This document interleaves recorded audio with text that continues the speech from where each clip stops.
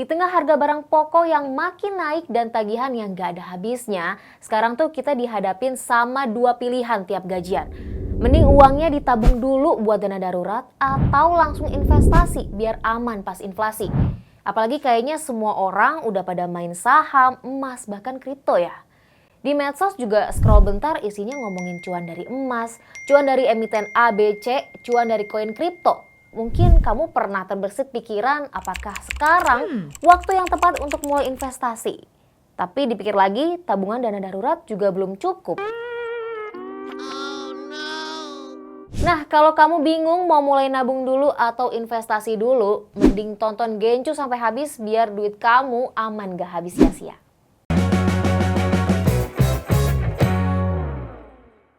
Sebelum kita jawab pertanyaan, mendingan nabung dulu atau investasi dulu, yang pertama harus dipastiin adalah kamu udah punya financial independence.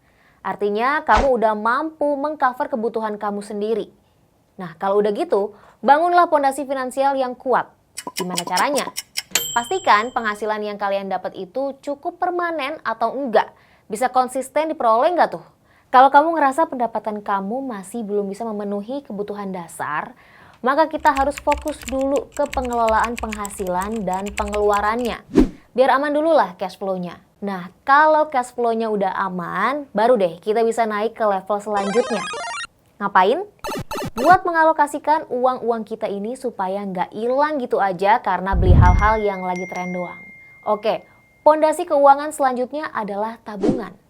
Yes, sampai sini sebenarnya udah kejawab nih pertanyaan soal investasi atau nabung dulu. Tapi kamu nggak boleh nonton sampai sini doang. Kamu harus tahu alasan kenapa punya dana tabungan lebih penting daripada investasi dulu. Kalau nonton film, ini tuh baru pembukaannya doang. Dan kalau kamu skip atau stop di sini, kamu bisa kehilangan bagian paling pentingnya. Oke, kita lanjut ya. Jadi kenapa sih tabungan jadi pondasi penting selanjutnya? Kayak rumah, tabungan tuh ibarat salah satu pondasinya. Kalau nggak ada itu, rumah kamu udah roboh tuh, bahkan cuma karena gempa kecil. Gimana biar rumah kamu kuat, tahan badai sampai topan, gempa sampai tsunami? Ya perkuat fondasinya. Nah, penghasilan yang memadai, pengendalian pengeluaran, dan dana darurat, sama satu lagi sih sebenarnya, asuransi. Ini jadi pondasi dari bangunan finansial kita. Ingat ini, tanggal sial tuh nggak ada di kalender. Kita nggak tahu kapan kita sakit, kapan ada momen nggak terduga yang mengharuskan kita mengeluarkan uang lebih dari biasanya. Mobil atau motor kamu tiba-tiba harus ganti ban gitu karena bocor atau pecah ban di jalan. Atau contoh paling simpel deh, kalau kamu biasanya naik KRL, kamu nggak tahu kan kapan tiba-tiba misal KRL ada trouble. Gimana kalau pas itu kejadian, kamu lagi harus buru-buru sampai di kantor. Mau nggak mau tuh kamu harus naik taksi atau ojol gitu misalnya. Biasanya naik KRL cuma 4.000, ini kamu harus keluarin uang lebih buat sampai kantor. Kalau uang yang nggak ada, gimana? Atau misal tiba-tiba kamu kena PHK. Ya ampun, amit-amit deh. Tahu sendiri kan, sekarang gelombang PHK lagi tinggi. Saingan buat nyari kerja juga makin banyak.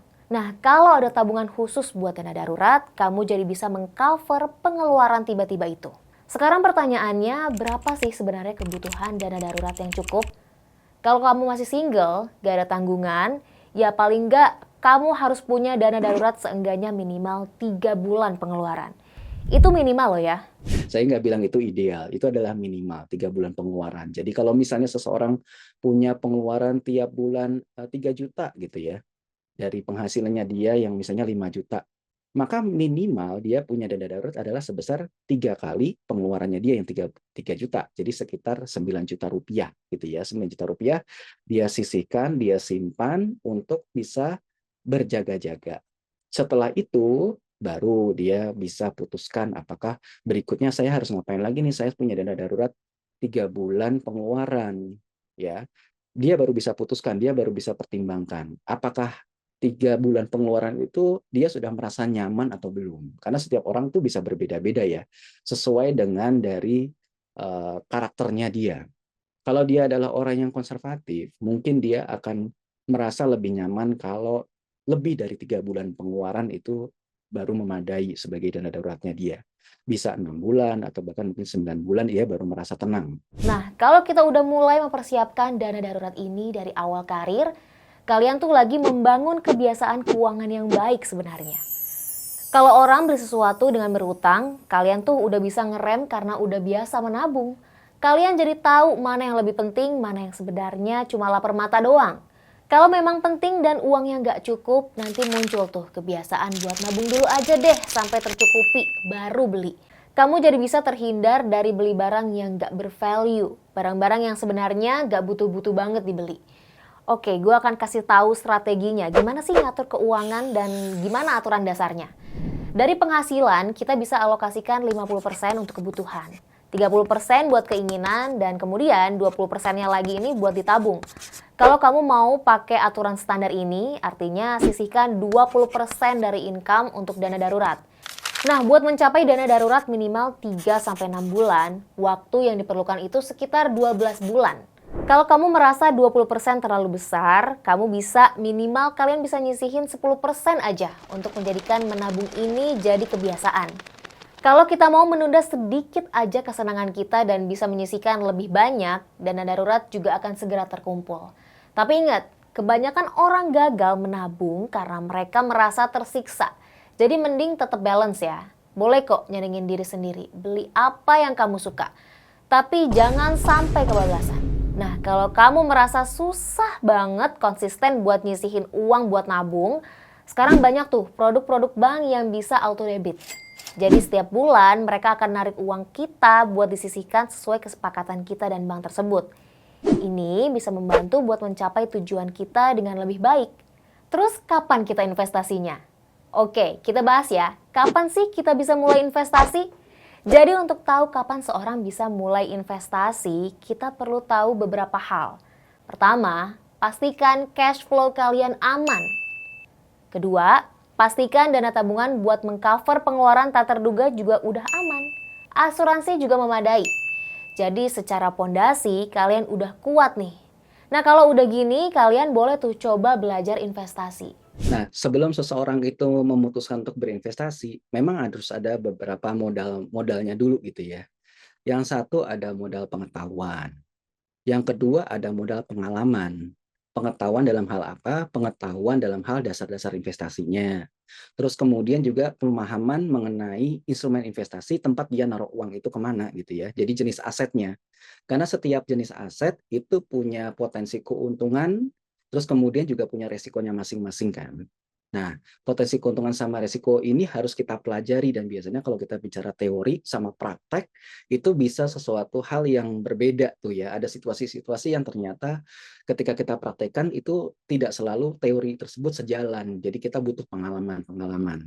Nah, dari sini kita makanya jangan sampai kita hanya sekedar berinvestasi karena instrumen tersebut lagi ngetren. Jadi kita harus bikin suatu portofolio yang baik sesuai tujuan, horizon, kemudian juga sama karakter kita dalam berinvestasi. Itu yang paling bagus ya. Jadi kita bisa mengikuti cara kita berinvestasi, tidak harus ikut-ikutan orang lain atau tren, tapi apakah instrumen ini cocok atau enggak dan apakah bisa memenuhi tujuan saya apa enggak. Nah, yang perlu diingat adalah investasi bukan cara cepat kaya. Investasi adalah strategi jangka panjang dan kita harus siap untuk menghadapi naik turunnya harga. Ibarat Spider-Man, investasi tuh kayak jarinya. Dia bisa ngangkat kita ke tempat tinggi, bisa bikin kita melayang. Tapi tabungan itu kayak sense of responsibility-nya Peter Parker. Tanpa itu, kamu cuma anak muda yang asal ngejam dari satu saham ke kripto tanpa mikirin risikonya. Begitu ada Green Goblin dalam bentuk tagihan rumah sakit atau PHK, kamu jatuh dan gak ada jaring yang bisa nyelamatin. Makanya sebelum kamu jadi Spider-Man yang siap terbang tinggi, kamu harus punya dasar yang kuat. Karena jadi pahlawan di dunia keuangan juga butuh pertahanan yang kuat. Oke, semoga video ini bisa bantu kamu menentukan prioritas keuangan kamu ya.